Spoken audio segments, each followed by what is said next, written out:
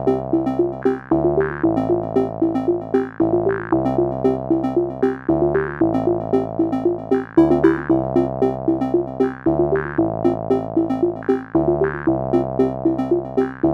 pessoal, meu nome é Gilson e essa é a nossa terceira aula do curso de Programação para Dispositivos Móveis.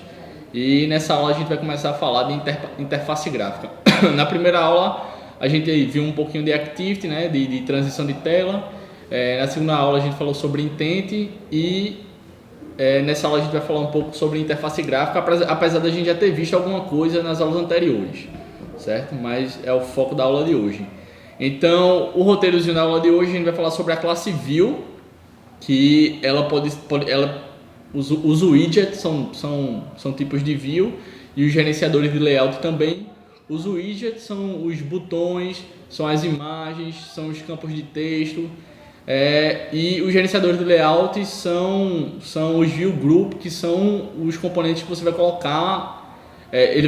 Você tem um gerenciador de layout, você vai inserir os componentes dentro do seu gerenciador de layout. E nós vamos ver 4 tipos de gerenciadores de layout, que são o Frame Layout, o Linear Layout, o Relative Layout e o Absolute Layout, apesar de não ser usado assim, mas é importante você conhecer ele, certo?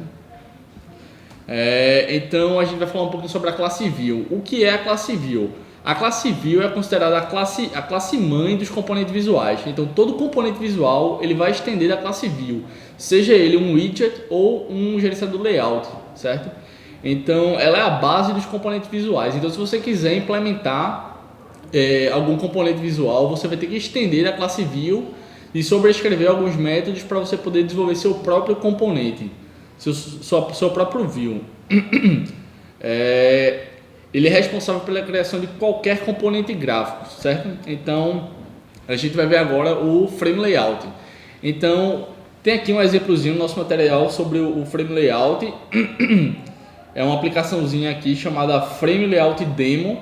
E vocês podem ver aí 3 elementos, certo? Nessa aplicação. São 3 quadrados que estão desenhados na tela. Então, esse componente Frame Layout é um componente simples. E quando você insere o Frame Layout, insere algum componente dentro dele, esse componente se posiciona do lado esquerdo no canto superior da tela. Então, e ele tem esse conceito de pilha. O que é esse conceito de pilha? Quando você insere um componente, ele fica lá, né, na sua aplicação, no seu layout. Se você inserir um novo componente, esse componente novo vai ficar por cima do componente que você colocou primeiramente, certo? Então aqui a gente tem um exemplozinho nessa aplicação que a gente tem 3 componentes, 3 quadrados, certo? 3 quadrados. O quadrado, qual foi o componente inserido primeiro, certo? Foi o componente que está por trás, é o componente azul aí, esse quadrado azul. Depois foi inserido um componente laranja, um quadrado laranja, e depois um quadrado verde, certo? Então você tem lá o seu frame layout no seu XML de layout. Ele tem um quadrado azul e logo em seguida ele vai ter um quadrado laranja e logo em seguida o quadrado verde. Então, como o quadrado verde foi o último a ser inserido, ele fica por cima dos componentes anteriores, certo?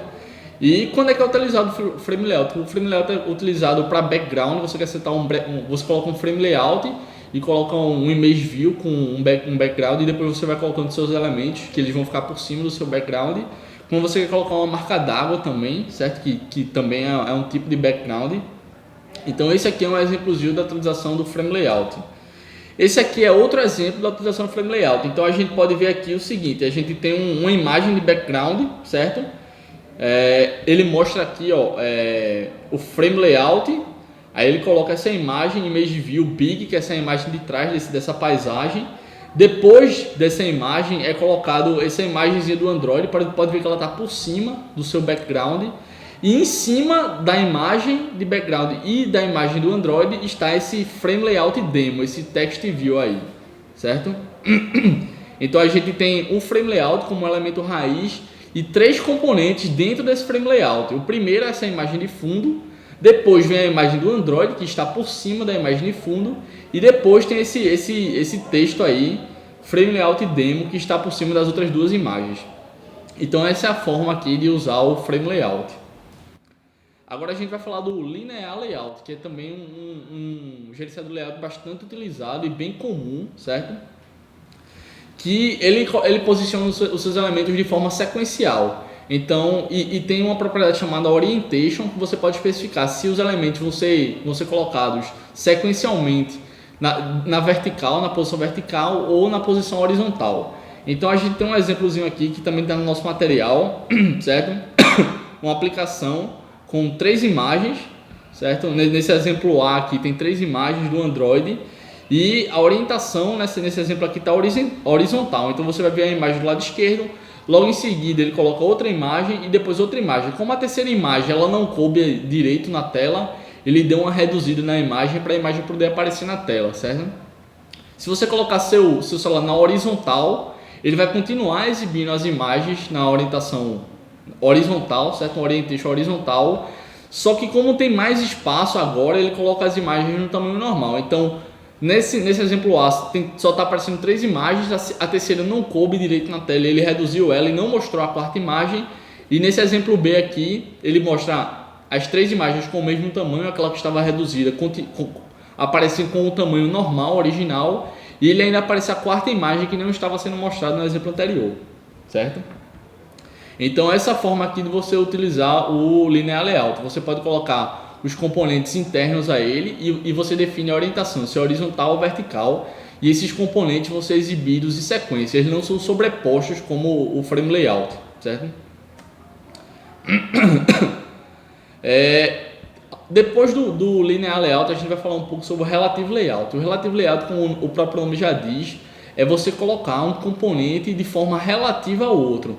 Então vamos supor que você coloque um componente no canto superior esquerdo da sua aplicação e você quer colocar um componente abaixo dele. Então você vai referenciar esse componente em relação ao primeiro, certo? Então você vai dizer que aquele componente está abaixo daquele primeiro componente.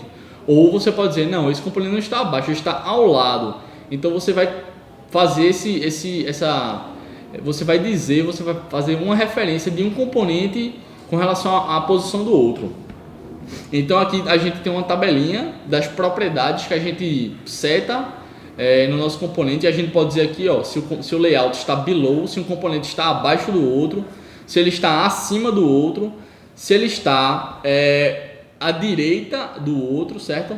Você pode também definir uma margem, certo? Então eu vou colocar o meu componente na tela, só que ele vai ter uma margem esquerda. Então eu posso dizer, para ele não colar aqui na sua tela, você vai dizer, ele está a 20 pixels da margem direita, ele está a 20 pixels da margem esquerda. Então você pode fazer essa referência à margem, certo? Você pode dar uma margem para ele não ficar colado num elemento, e você pode colocar um elemento relativo ao outro, certo? Aí aqui tem um exemplozinho dessa aplicação aqui, Relative Layout,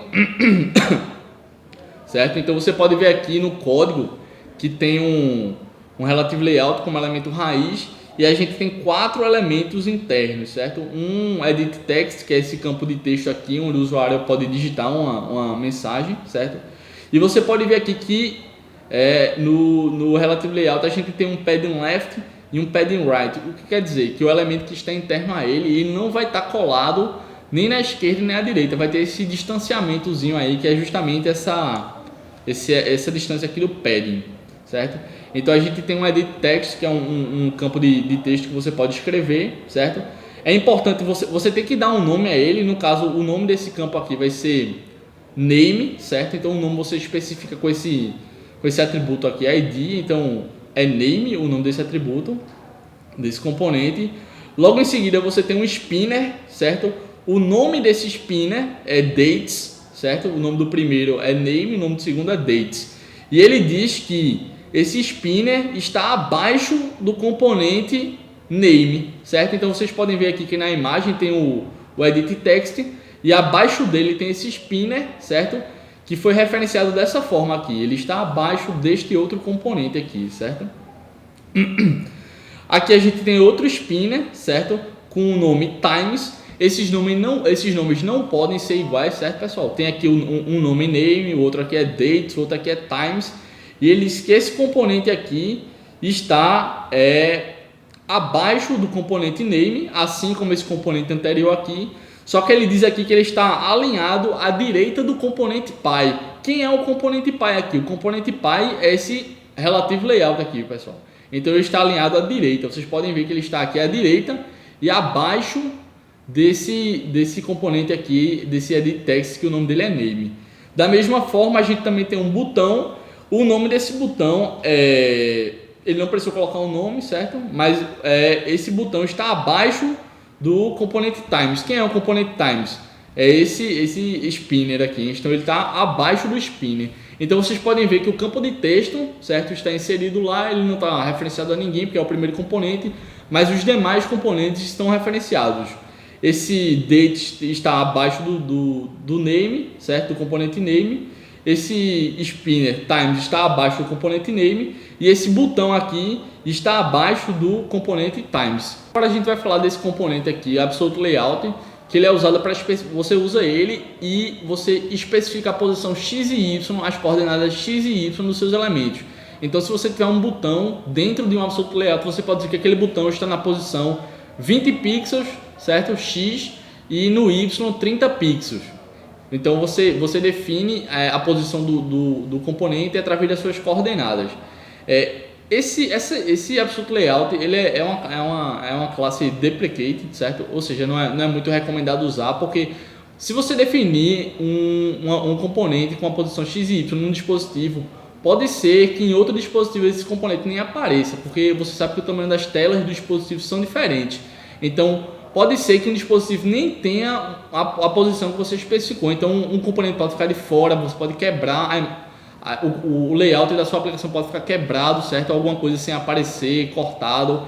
Então eu estou explicando porque você pode ser que você encontre alguma aplicação legada, alguma coisa assim. Então, mas você não deve usar esse Absolute Layout, certo? E tem um exemplozinho aqui do Absolute Layout, que é o elemento raiz aqui que a gente definiu. E a gente definiu dois outros elementos que são text view. Então, por sorte aqui na nossa aplicação, esses dois text views estão aparecendo. Mas vamos supor que nesse segundo aqui eu colocasse na posição 600 pixels.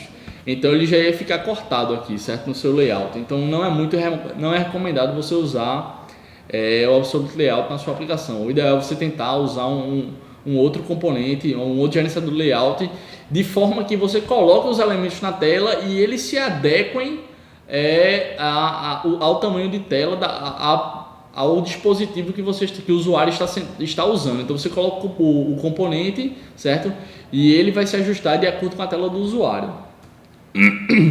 Então a ideia é que você agora aí em casa você pratique e pegue a aplicação que a gente viu na aula anterior, certo? Que a gente começou na primeira aula, deu sequência na aula anterior, pegue ela e faça essa modificação. A gente criou na aula anterior 3 botões, certo? Na classe Activity, e a gente pode pegar esses 3 botões, colocar no XML de layout e usar um linear layout, um relative layout e posicionar esses botões de forma relativa ou de forma linear, da forma que você achar melhor, certo? Inclusive você pode usar os dois gerenciadores de layout.